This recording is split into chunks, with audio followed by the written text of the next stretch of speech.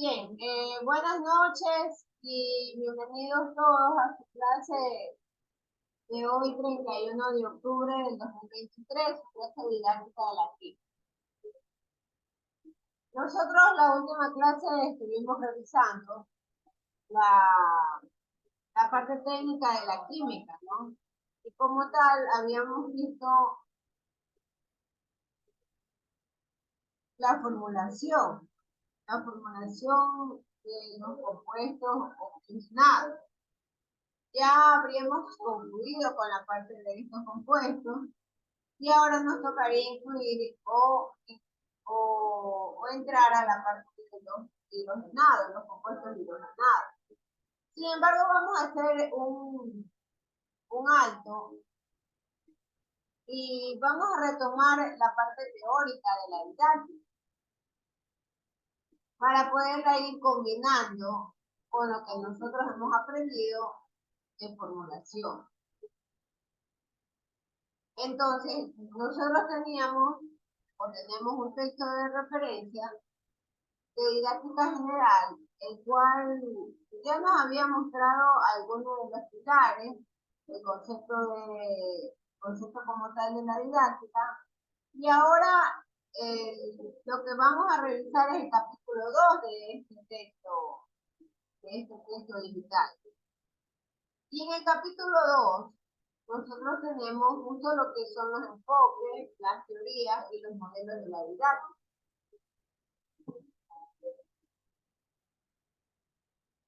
Entonces, lo que se espera lograr es hacer un recuento o una síntesis de esta parte teórica de los modelos de didáctica. Y más que todo, analizar el entramado que existe entre la parte social y la parte humana de los individuos. Porque finalmente cuando se habla de las teorías de aprendizaje, el fin último es buscar el bienestar de los individuos. Y por supuesto, dentro de ese bienestar está el adquirir conocimiento. Entonces, es necesario establecer una disciplina como tal, en el cual se puedan desarrollar todos los conocimientos y además se pueda desarrollar las teorías, los modelos, las prácticas en el aula. Hay otro concepto muy importante, que es el de la competencia. Entonces, cuando se habla de la competencia, es el diseño de teorías y modelos didácticos que justamente contribuyen con esa práctica que podemos desarrollar en los salones o en aulas de clase.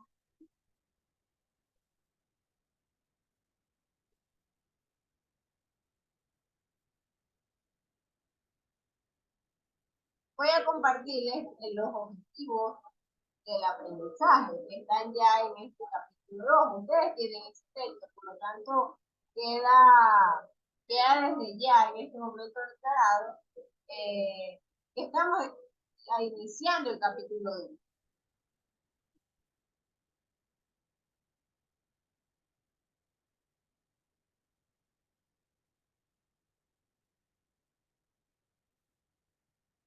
Bien, entonces ahí estamos compartiendo la pantalla.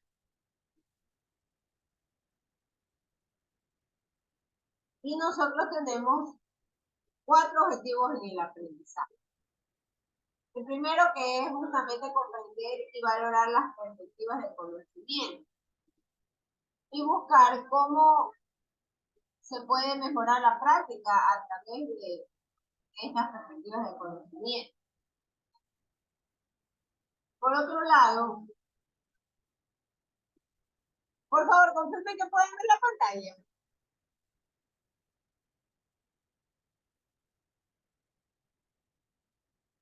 Sí, máster, sí. Ya, gracias. Ya, el segundo objetivo del aprendizaje es interpretar. interpretar la concepción de la didáctica y, por supuesto, indagar sobre las teorías que existen y sobre cómo se pueden llevar a la práctica. El tercer objetivo del aprendizaje es valorar los modelos de experiencia aprendida. Esta parte es necesario tocarla por cuanto existen todo un conjunto de visiones con las cuales nosotros podemos desarrollar el quehacer durante el proceso de enseñanza-aprendizaje. Y por supuesto, esta visión puede variar de acuerdo a cada autor o a cada proponente de estos modelos de enseñanza. Inclusive, debo de comentarles que actualmente hay modelos que se convierten como en una versión mejorada de los ya existentes. Entonces estos modelos lo que necesitan o lo que buscan es justamente romper paradigmas. Y rompiendo el paradigma, podemos nosotros llegar al cuarto objetivo, que es la configuración de una opción que tenga el involucramiento de la parte social, la parte comunicativa y, por supuesto, el desarrollo integral de las personas.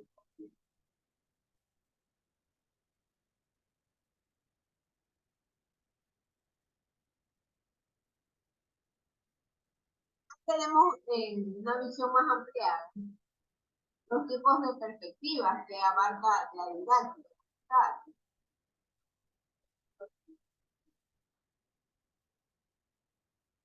Entonces, dentro de las perspectivas, nosotros tenemos la parte científica tecnológica. Otra perspectiva es la parte cultural e intercultural. Ustedes noten que al lado de la perspectiva está el paradigma.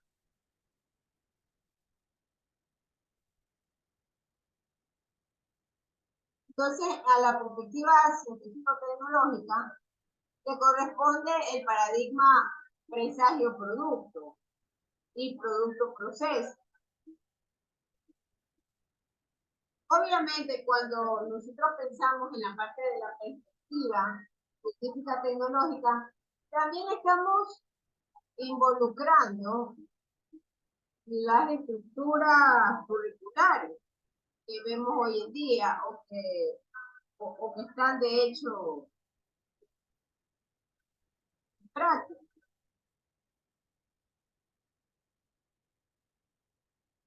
Y esa estructura curricular siempre va a estar de la mano con lo que se espera, o el profesional que se espera que salga al mercado.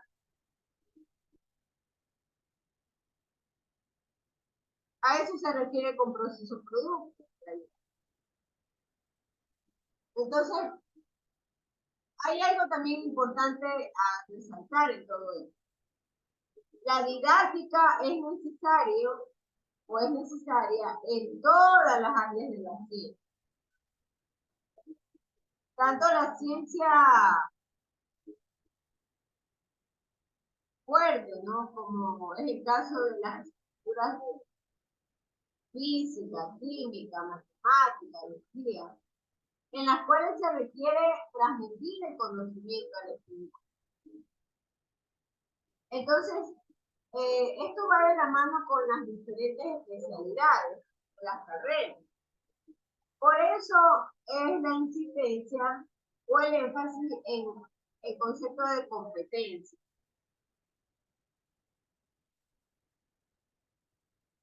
Se habla del concepto de competencia porque está alineado a las teorías y a los modelos didácticos.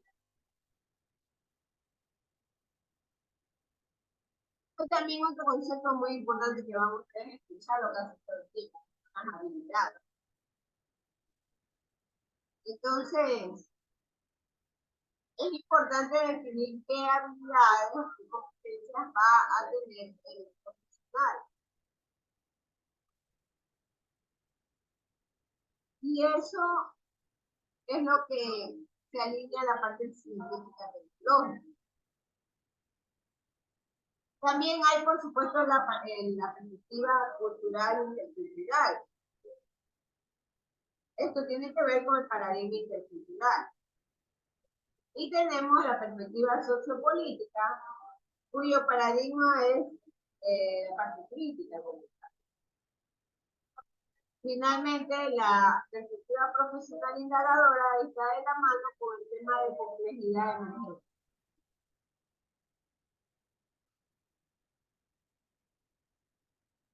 Ahora bien, estas perspectivas pueden ser también incluidas en las teorías. Entonces tenemos las teorías cognitiva, artística, comprensiva y sociocomunicativa. Es necesario destacar algo.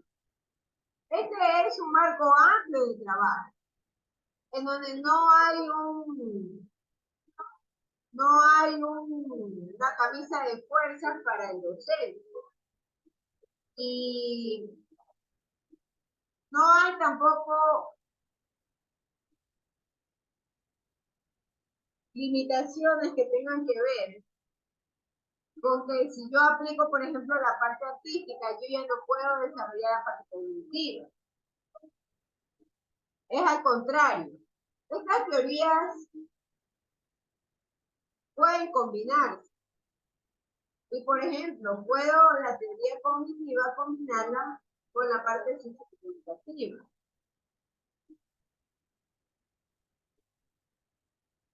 Y poder trabajar en conjunto estas dos teorías.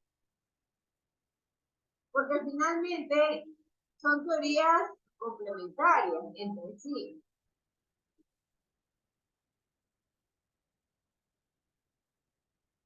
¿Alguna inquietud hasta el momento?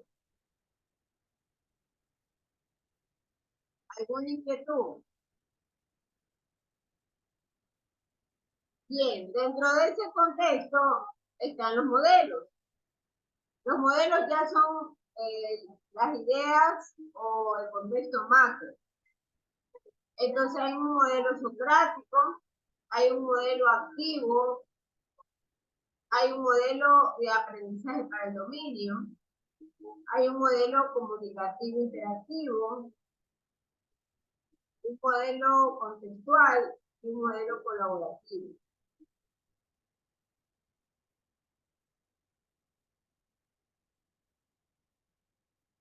Entonces, vamos viendo cada uno de estos puntos, ¿no? Bien, hay una pregunta que se nos hace, la cual es muy importante. ¿Cómo se va a confirmar la parte científica y artística de una disciplina con el ámbito de trabajo? Entonces, yo le quiero preguntar esto y por favor todos tengan una respuesta. ¿Cómo se confirma científica y artísticamente una disciplina? Y se consolida con el ámbito de trabajo.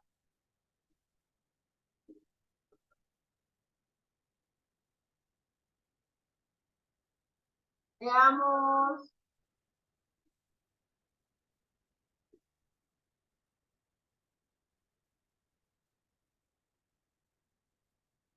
Veamos a Erika Andrade.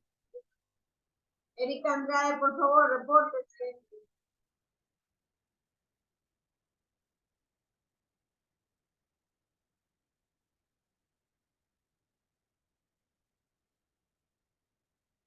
Erika Andrade. Ya, ¿cómo nosotros o cómo usted considera que se puede confirmar científica y artísticamente una disciplina? en el ámbito de trabajo.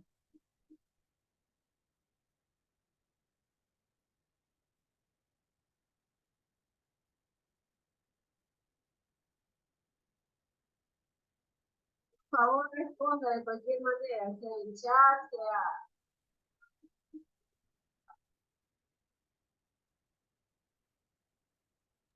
Escribió en el chat.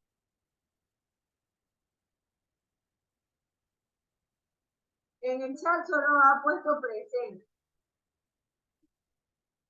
Y en el chat lo único que ha puesto es que no esté en la casa y que no escucha él.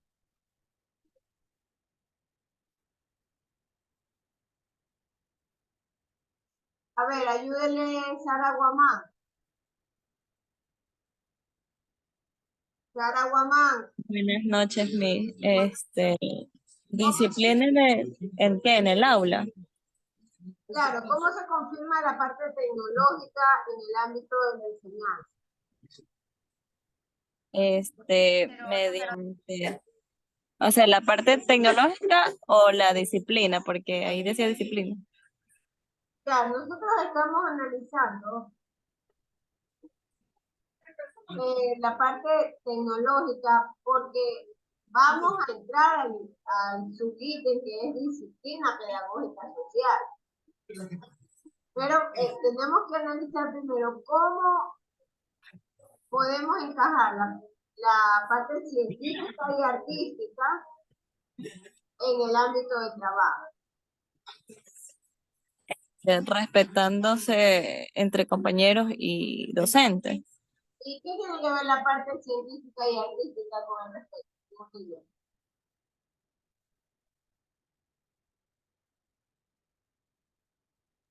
O sea, porque se respetan las opiniones y los criterios personales de cada estudiante, se respeta la forma en que la persona vea las cosas o haga el trabajo. O sea, porque puede haber diferentes opiniones y, o sea, variados.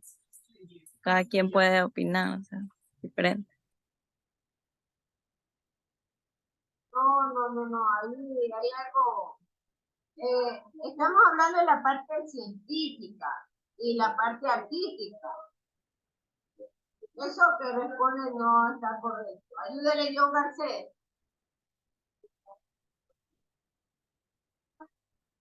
Dígame, Miss, disculpe. ¿Qué preguntó? ¿Cómo se confirma la parte científica y la parte artística en el ámbito de la enseñanza? La parte artística y la otra parte, ¿cuál es, Miss? Científica. Bueno, la parte artística, me imagino que haciendo una metodología que nuestros alumnos puedan aprender, o sea, una mejor técnica, una buena manera. A ver, vamos a orientar para hacerlo en base a lo que hemos aprendido. Hemos enseñado formulación. Claro. Hemos enseñado formulación. Entonces, ¿cómo comprobamos la parte científica y artística en la parte de formulación, por ejemplo? ¿Qué se le ocurre a usted y al resto de la clase?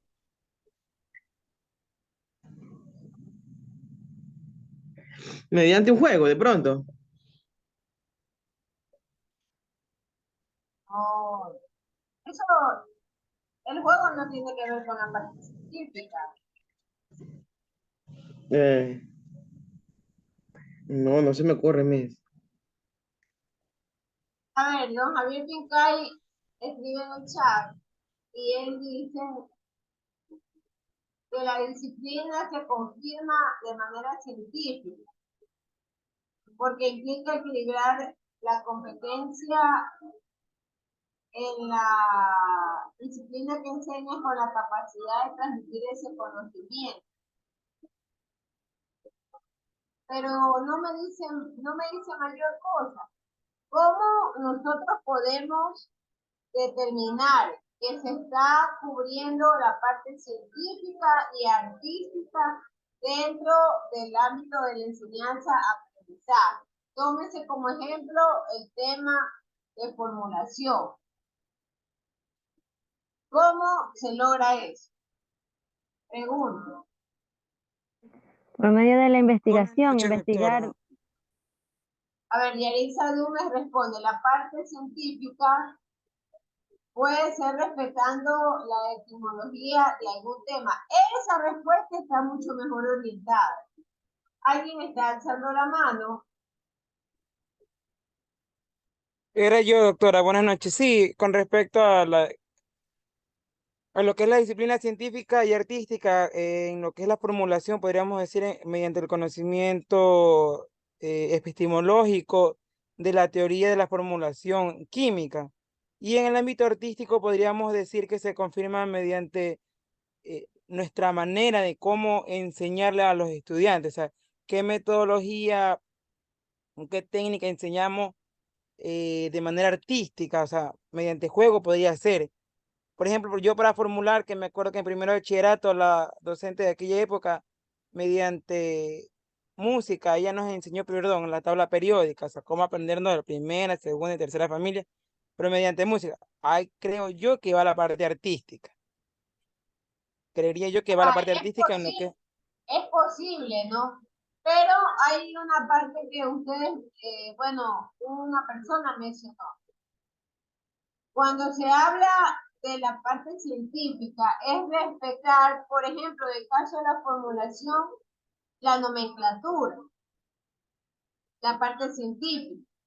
¿Quién definió la nomenclatura de la tabla periódica? Le pregunto a Liceo Cervantes.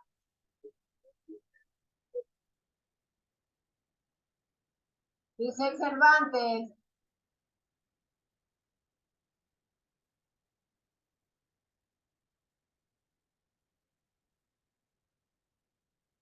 Liceo Cervantes ha dejado botada esa conexión. Ángel Sánchez Tomalá. Ángel Sánchez Tomalá.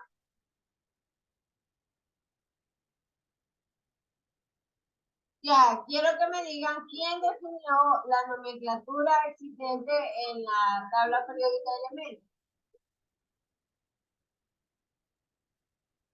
Pueden escribir por chat. Ángel Sánchez ha votado también esta conexión. Anaray.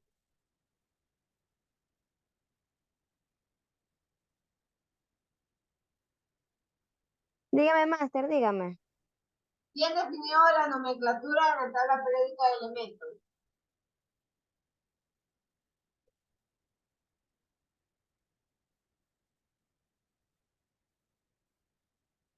Hay unas personas que están escribiendo en chat y es correcto. Es correcto lo que usted menciona, pero quiero escucharla a Anaray.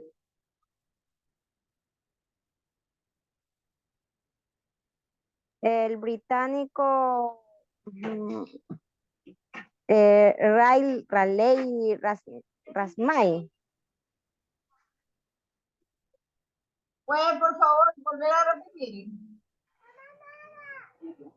Dígame, Miss. Ahí sí, ahí la escucho mejor. ¿Quién definió la nomenclatura en la tabla periódica de elementos? Mendeley.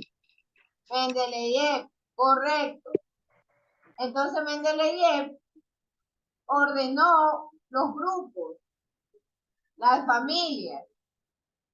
¿Y ese ordenamiento de qué provino? Le pregunto a Jessica del Pozo. Jessica del Pozo, ¿cómo o de qué se valió Mendeleev para ordenar las familias? Nuevamente jóvenes. Así no puedan activar el audio, pueden escribir. Lo que desagrada es que dejen botado y abandonada la conexión. Eso es lo que desagrada. Miss, ¿qué dijo? Para ordenar las familias, dijo. No, es que no le escucho Claro, bien. Mendeleev ordenó los grupos y las familias en la tabla periódica. ¿En base a qué lo hizo?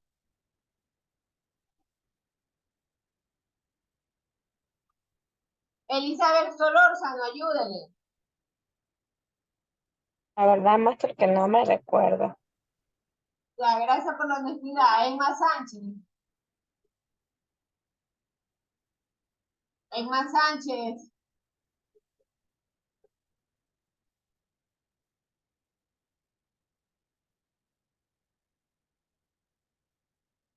Emma Sánchez.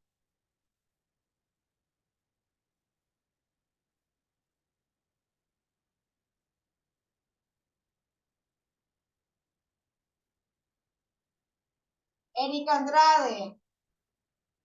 Emma Sánchez dejó botada la conexión. Erika Andrade.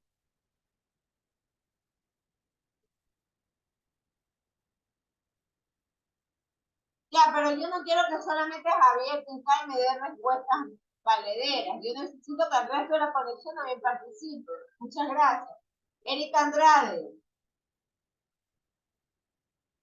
Conteste, señorita Erika Andrade. Gabriel Alvarado. Conteste, Gabriel Alvarado.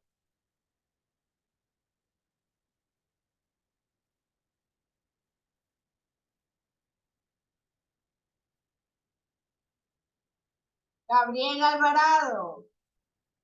Otra persona que ha dejado botado el internet. Sara Guamán. Dígame, Miss. ¿En base a qué definió Mendeleev el ordenamiento de los elementos? Por metales, no metales. Pero ¿en qué se basó?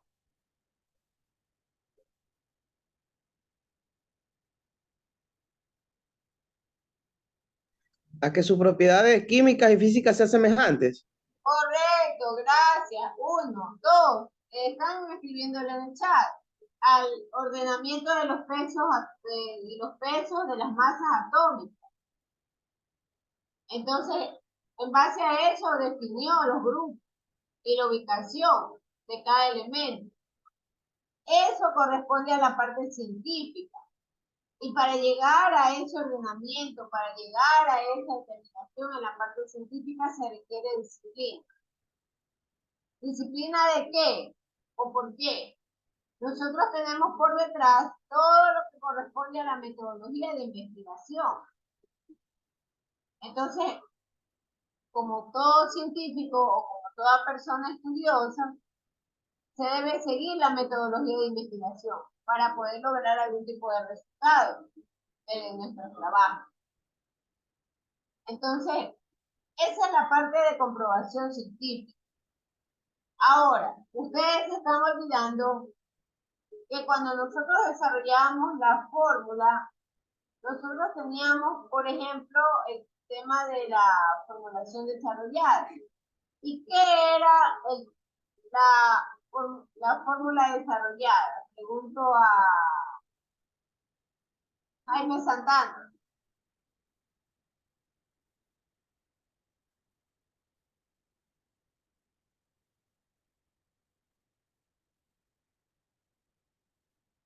Jaime Santana. Ya, gracias, señor Santana, por la honestidad.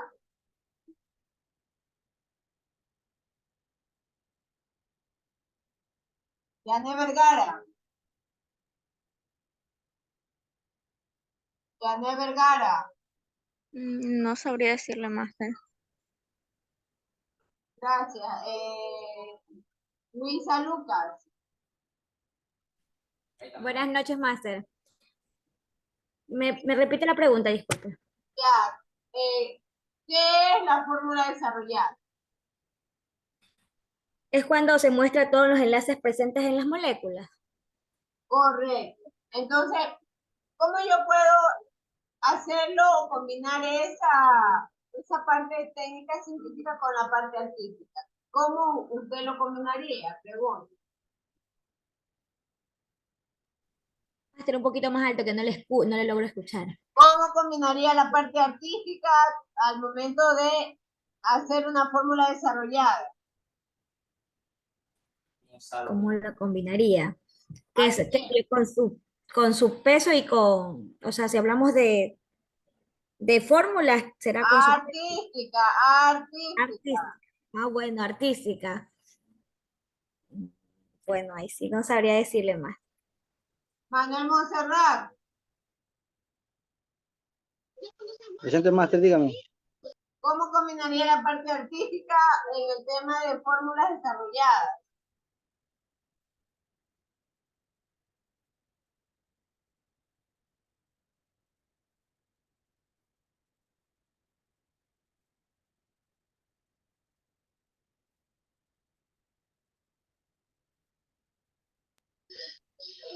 Ya.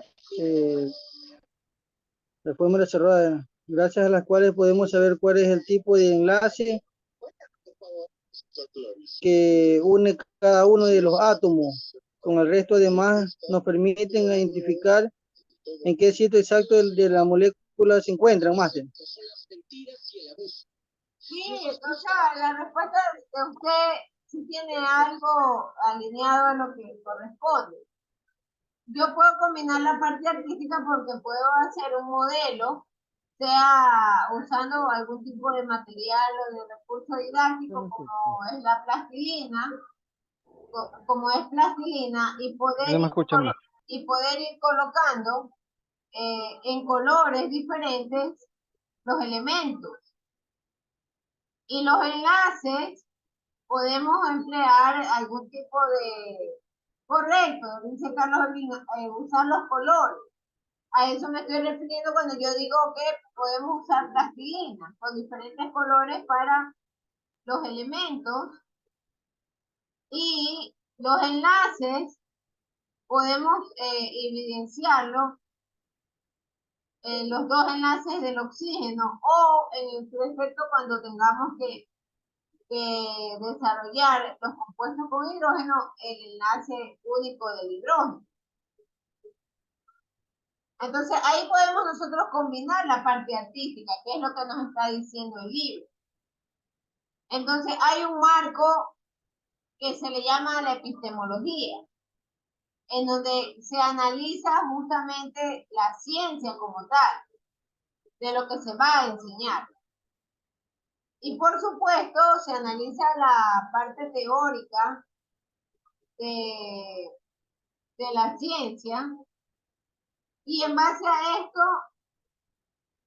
busco la forma representativa que va a llegar al estudiante.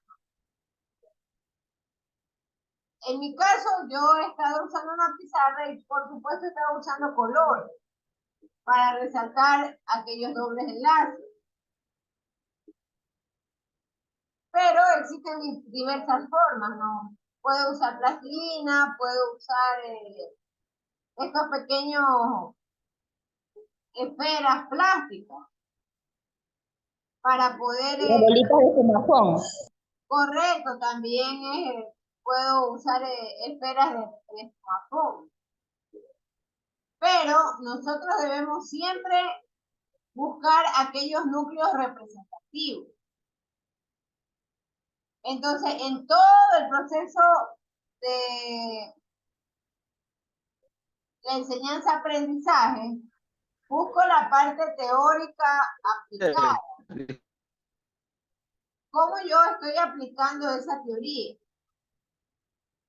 Y de ahí yo puedo entrar al ámbito social y el uso profesional que se le va a dar este conocimiento. La última parte que corresponde a la confirmación de la combinación de la parte artística con la científica y la disciplina como tal. Para mí, la parte del diseño de currículum es esa disciplina que permite armonizar el proceso de enseñanza-aprendizaje. Porque el diseño del currículum coloca límites o metas en cada nivel. Entonces, al estudiante de colegio, por ejemplo, podemos nosotros, a través de diseño curricular, modernizarlo o actualizarlo en base a los avances de la ciencia. Lo que sí es necesario recordar, y el libro o el autor hace énfasis, es que hay que buscar un mensaje o un lenguaje claro, que sea claro, que esté bien definido y que permita responder a todos los estudiantes, por ejemplo, cómo podemos orientarlo o hacerlo de manera creativa. Y esa forma de creatividad, reflejarlo en el aula, en la comunidad y en el entorno. Entonces, eso es muy, muy importante. Entonces, nuevamente, haciendo un resumen, nosotros partimos de la parte epistemológica. La parte epistemológica siempre tiene la base o el origen del conocimiento, de la ciencia. Esa base epistemológica es el que me va a permitir desarrollar la concepción de la aplicación más representativa, más importante. Luego es necesario definir los núcleos. Entonces son núcleos que podemos vincularlo con la investigación, por ejemplo. Y eso se va a fortalecer en el ámbito social y profesional en el cual se van a desenvolver los individuos que están en el aula. Y finalmente encaja el diseño del currículum. Porque el diseño del currículum va de acuerdo a las necesidades justamente del entorno, de la comunidad. Y en base a esas necesidades, yo debo desarrollar el conocimiento y lograr la formación del individuo.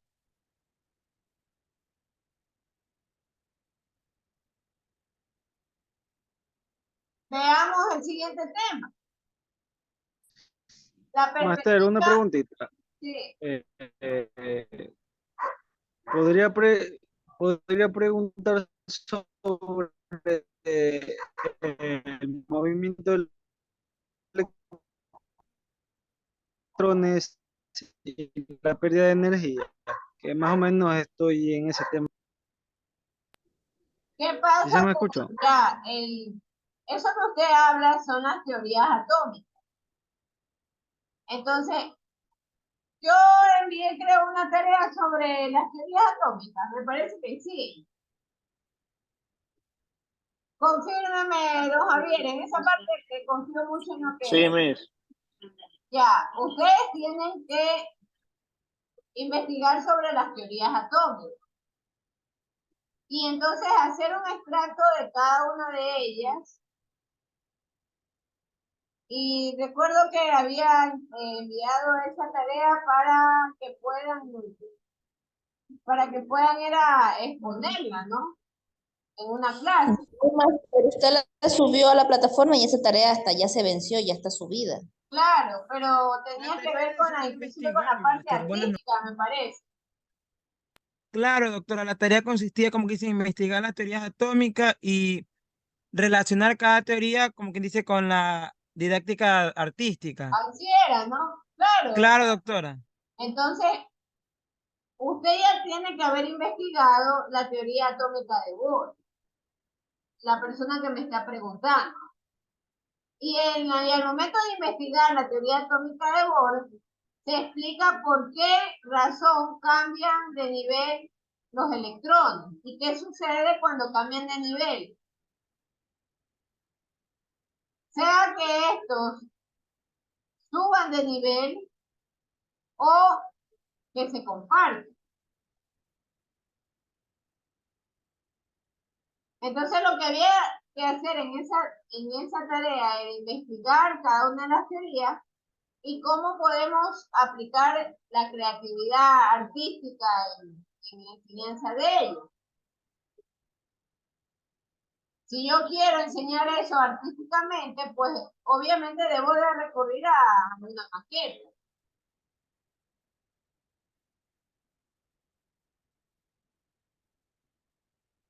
Y en esa maqueta poder explicar el número de electrones que hay en una órbita. Pero esa es la tarea que usted tenía que desarrollar.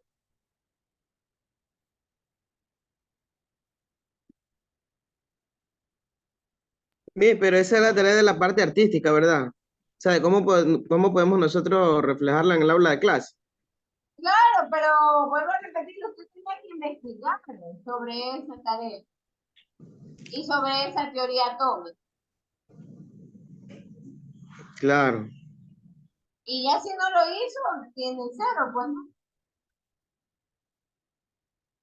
Bien, sigamos con esto. Yo pensé que iba a hacer algún tipo de aportación a la clase.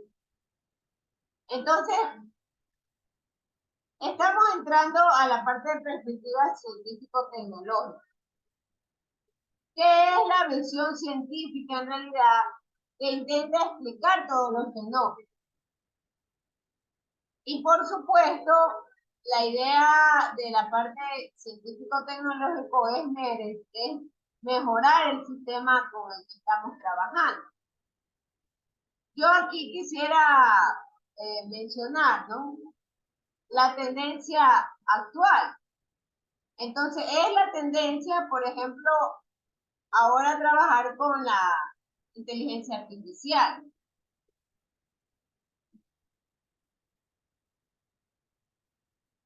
Y lo que es más, hoy en día, usted encuentra como parte de este desarrollo científico-tecnológico el uso de inteligencia artificial y de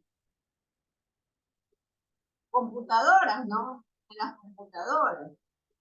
Y programas inteligentes como es el caso de Siri, de Alexa, de Sophie, que tienen una base de datos lo suficientemente robusta como para poder simular o poder buscar o encontrar respuesta ante el usuario. Y entonces el objetivo final de esa perspectiva científico-tecnológica es mejorar el proceso de la enseñanza. Por ejemplo, vamos a preguntarle a Maelén Ponce. Maelén Ponce, ¿usted tiene alguna experiencia o conoce sobre los sistemas que estoy mencionando, estos sistemas que usan inteligencia artificial, como es el caso de Alexa, como es el caso de Siri o como es el caso de Sophie?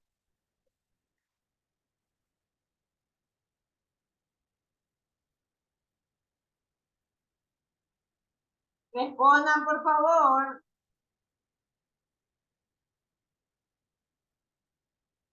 Maelén Ponce. Maelén Ponce.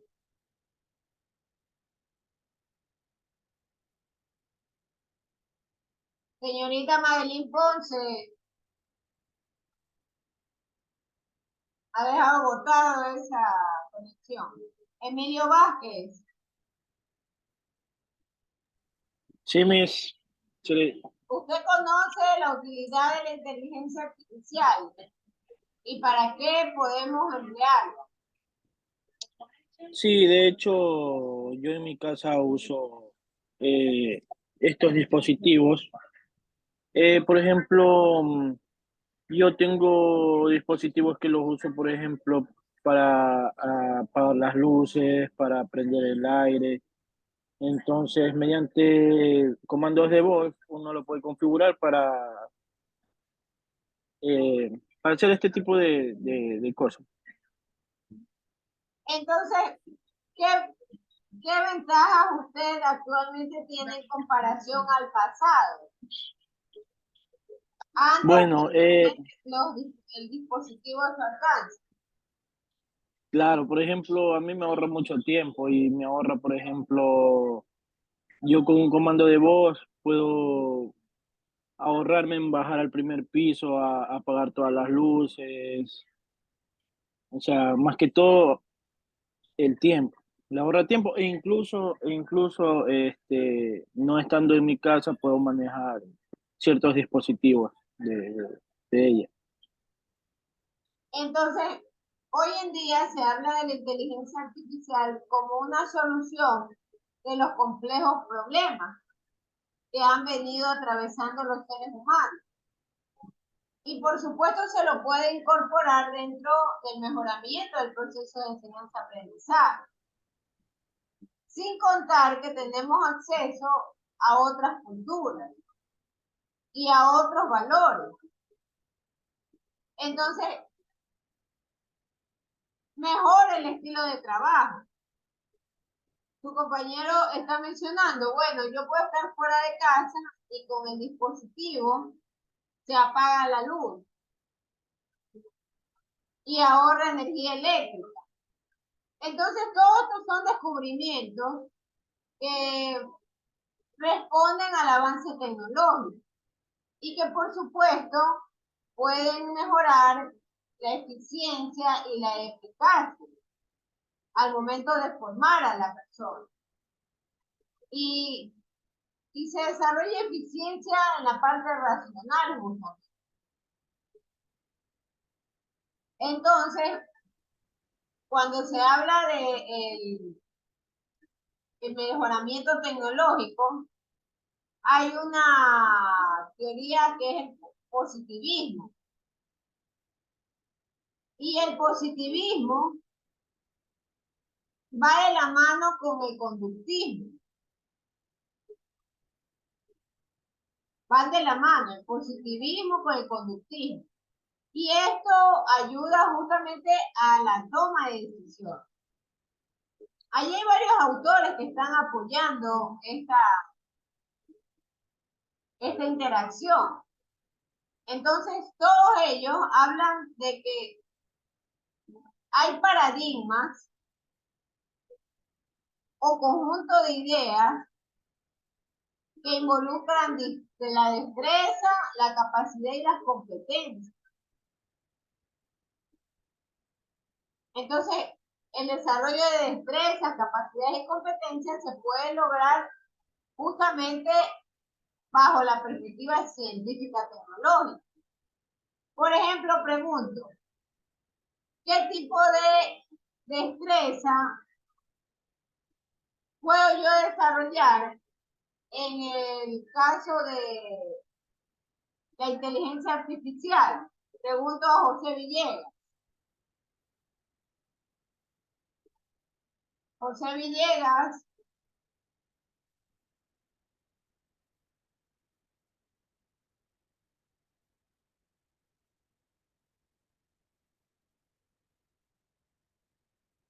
José Villegas, repórtese.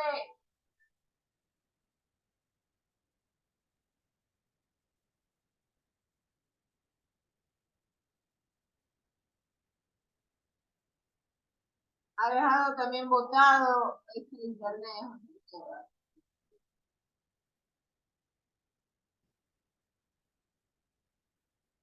Génesis Zambrano.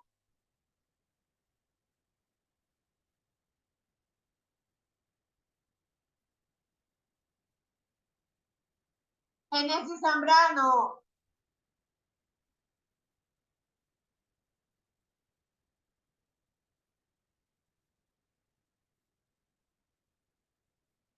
Génesis Zambrano.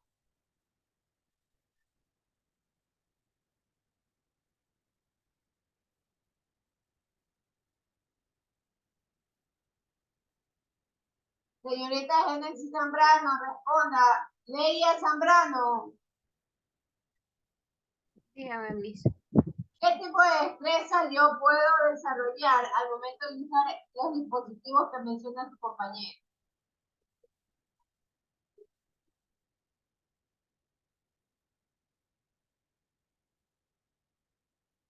¿Qué se le viene a la mente? ¿Qué tipo de habilidad puedo desarrollar? Un mejor manejo a través de los dispositivos electrónicos. Correcto, habilidades en el manejo de dispositivos electrónicos. ¿Qué más? Joel Zambrano. ¿Me puede repetir la pregunta? ¿Qué tipo de habilidades puedo desarrollar al momento de manejar, por ejemplo, estas aplicaciones que prenden y apagan las luces automáticamente?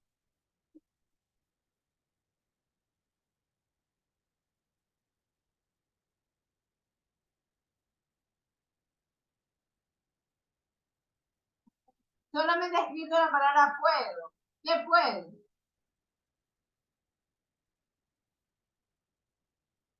Sí, la parte psicomotriz, así es, destreza psicomotriz. Puedo también además desarrollar el razonamiento, ¿no? El razonamiento.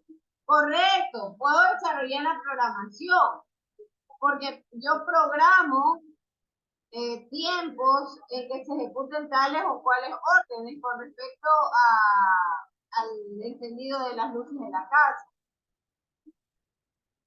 Entonces hay muchas, ahora hay que diferenciar los conceptos. Y la competencia como tal, es verdad que está ligado a la destreza, pero sin embargo el concepto es diferente. Una competencia tiene que ver con la parte de la acción como tal propiamente. Entonces, las competencias las puedo definir dentro del diseño curricular. Y la competencia lo que hace es definir el conocimiento que va a tener la persona o el sujeto. Y esto se convierte en una capacidad en función del conocimiento y de los pensamientos.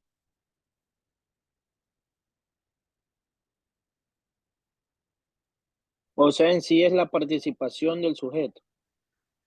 Las capacidades que puedo desarrollar en los diferentes conocimientos. La capacidad, esa es la competencia como tal. La destreza, en cambio, es la habilidad de la ejecución de la acción.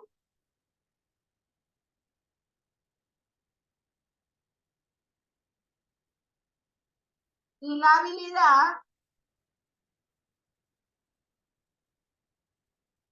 habilidad, en cambio, tiene que ver con una acción mucho más puntual. En el marco de los conceptos, la competencia es mucho más compleja. Siempre hay un problema de definición y todos creen que competencia es lo mismo que habilidad y no es así. Es posible pensar que los conceptos base son la habilidad y la destreza, pero la competencia es un concepto macro.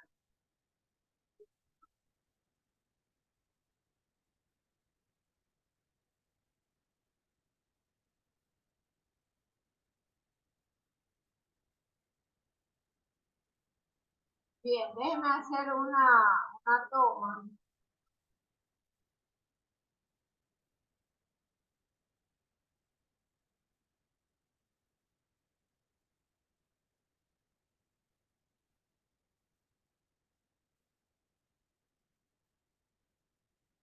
De los participantes.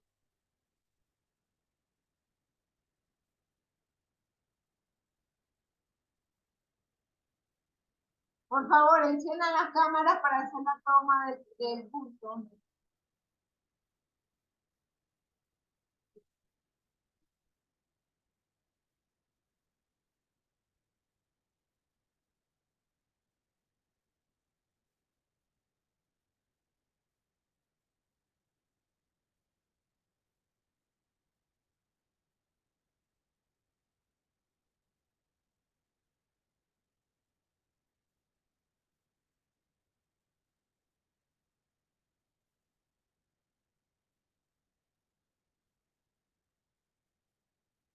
¿Qué pasa con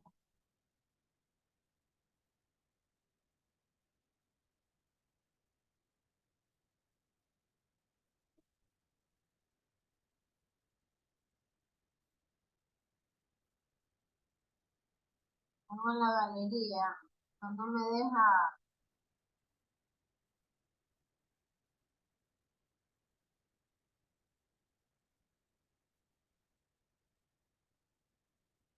no me deja tomar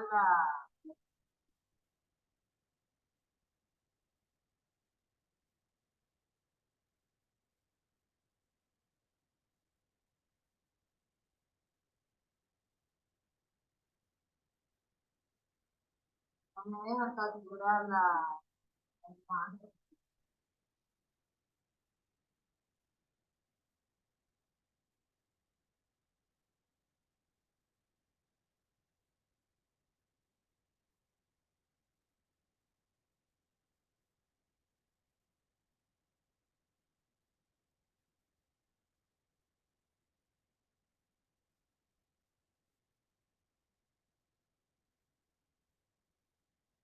A ver, están conectados al momento 30 personas. Está Ángel Rivas, Ángel Sánchez, Tomalá, Ana Aray, César Dávila, Jessica del Pozo, Yaritza Gómez, Elizabeth Solórzano, Emma Sánchez, Erika Andrade, Gabriel Alvarado, John Garcés, Cristian Gómez, Sara Guamán, Carlos Hundín, Emma Intriago, Jaime Santana, Yané Vergara, Isaac Cervantes, Luisa Lucas,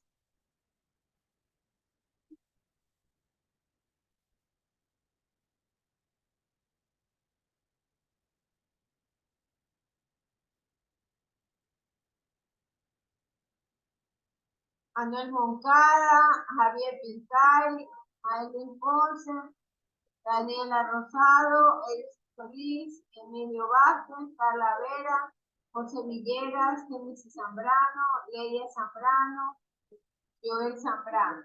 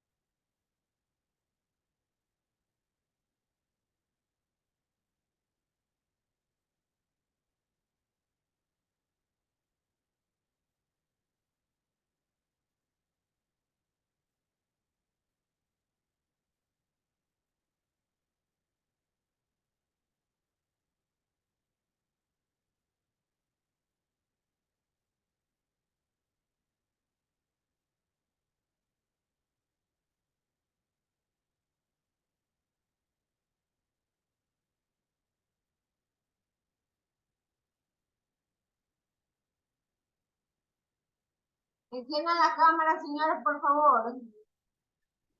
Personas que no tienen aún encendida la cámara.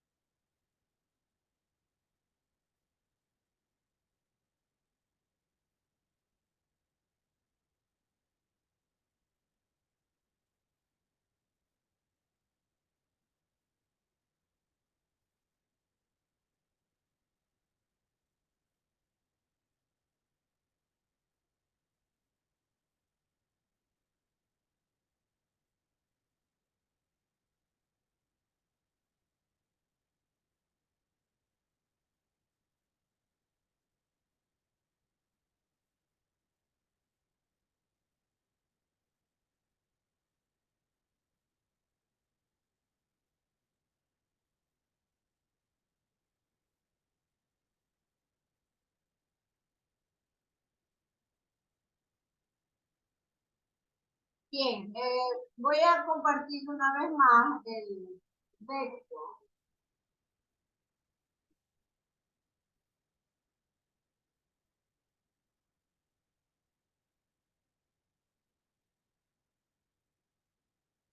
Va a quedar de tarea que ustedes, el tema de la formulación como tal, le añadan en el tema de las fórmulas desarrolladas la construcción de modelos, de un pequeño modelo,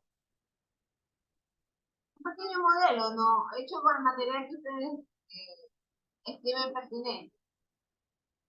Tienen que tomarle una foto y explicar cómo se desarrolla la fórmula como tal del compuesto.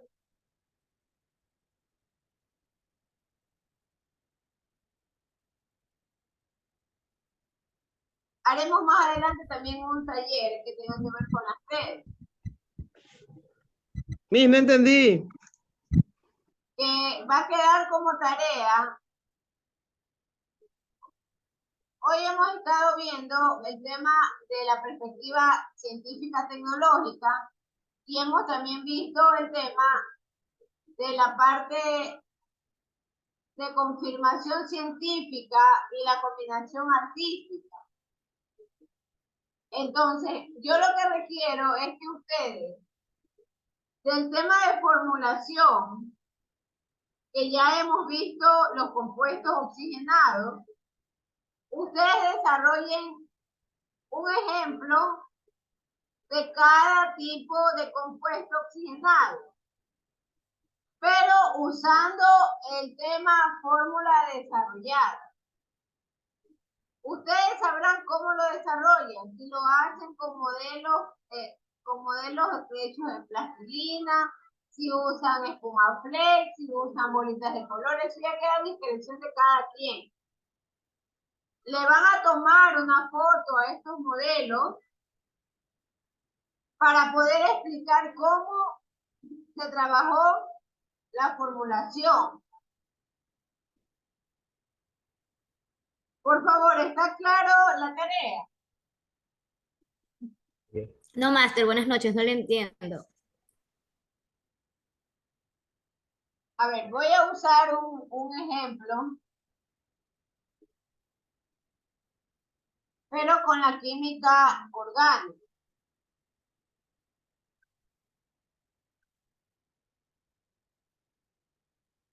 Entonces, en química orgánica es posible trabajar con modelos de barras y esferas.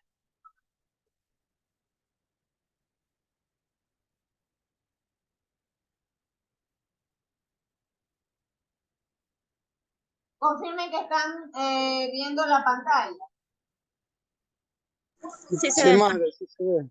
Ok, entonces van a usar algo parecido a este tipo de modelos con material didáctico para poder representar las fórmulas desarrolladas de los compuestos que nosotros hemos venido revisando. Los compuestos oxigenados.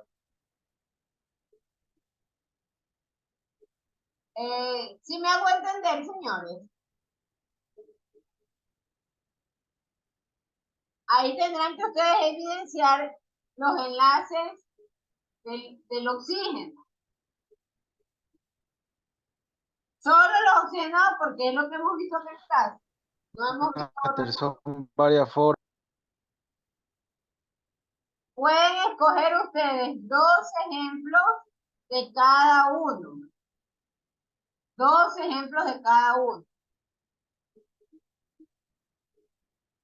Ejemplos de cada compuesto. Así es, 2 ejemplos. ¿Cuántos compuestos son, Miss? Oiga, esto es increíble. A ver, ya es de tomarles la lección a ustedes, ¿verdad? Máster, son demasiadas formas. O ¿Cómo sea, son van a demasiados, hacer, son como cómo van 6. a hacer demasiadas fórmulas? José Villegas, ¿cuántos tipos de compuestos oxigenados hemos visto? La tabla, mire el cuadro sinóptico que vimos en clase. ¿Qué tipo de compuestos oxigenados hemos visto? José Villegas.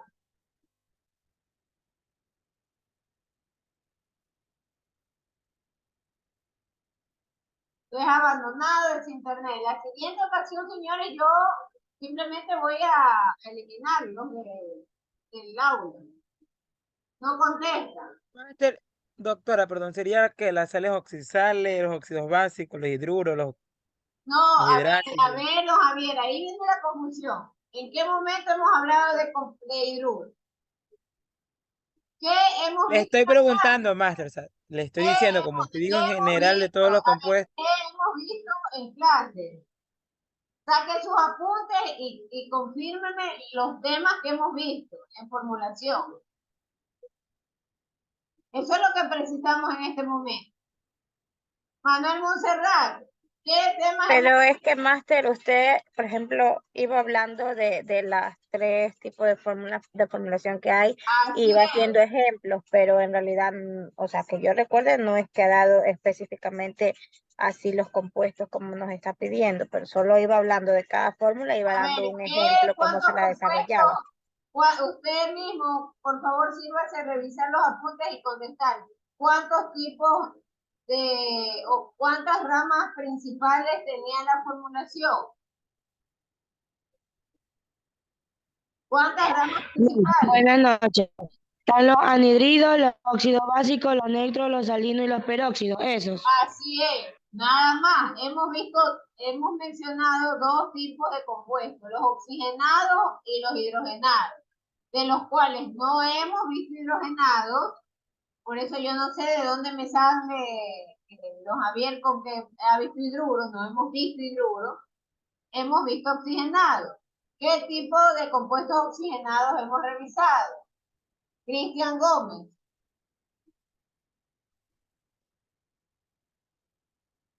Cristian Gómez. Aquí estoy, buenas noches, licenciado. Ya, buenas noches. De los oxigenados, ¿qué tipo de compuesto hemos visto? Oxigenado. ¿Se puede decir que era el cadmio? ¿El cadmio? El cadmio es un elemento. Hablo del Ah, compuesto.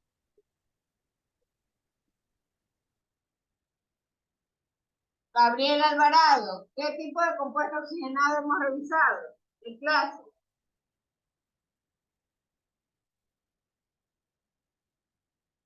Gabriela Alvarado.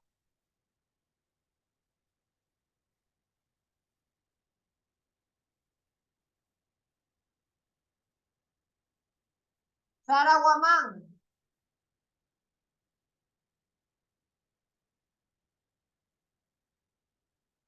Hemos visto anhidrido. Ahí sí mejora la respuesta el señor Pintay. Hemos visto anhidrido. ¿Qué más hemos visto? Yané Vergara.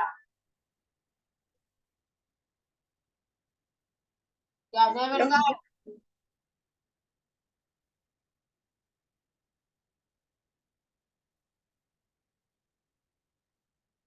Yané Vergara, conteste por favor. Anhídridos, Marcel. Eso ya lo repitió. Óxidos metálicos, correcto. ¿Qué más hemos visto? Madeline Ponce. Madeline Ponce. Peróxido, correcto. Cristian Gómez. Hemos visto peróxido. ¿Qué más? Edison Solís. Edison Solís. Los óxidos bases, correcto. Y hemos visto las sales, no se olviden de las sales. Entonces, de cada uno de ellos, ustedes van a desarrollar dos ejemplos. Dos ejemplos.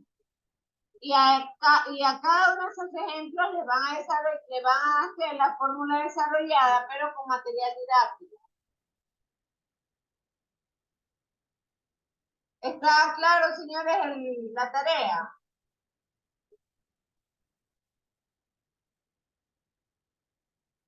Gracias, señor Solís.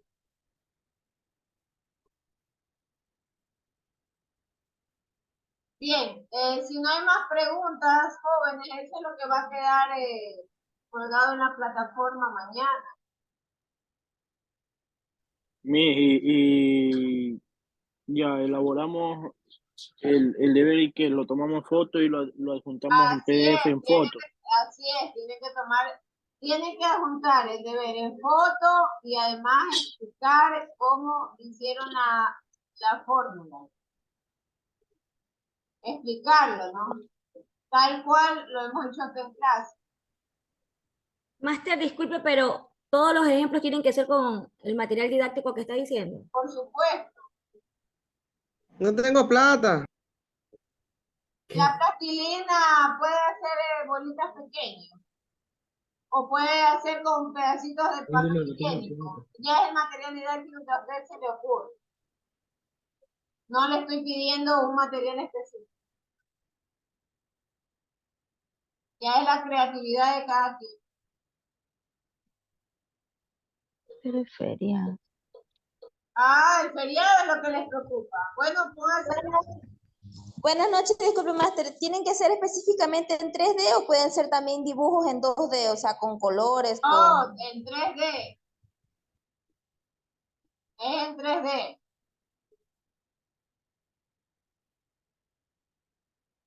Bien, si no hay más preguntas. Y ya que es un poco laborioso el deber, ¿cuánto tiempo nos va a dar para hacer esa tarea? 10 días, 10 días. 10 días, no más de eso.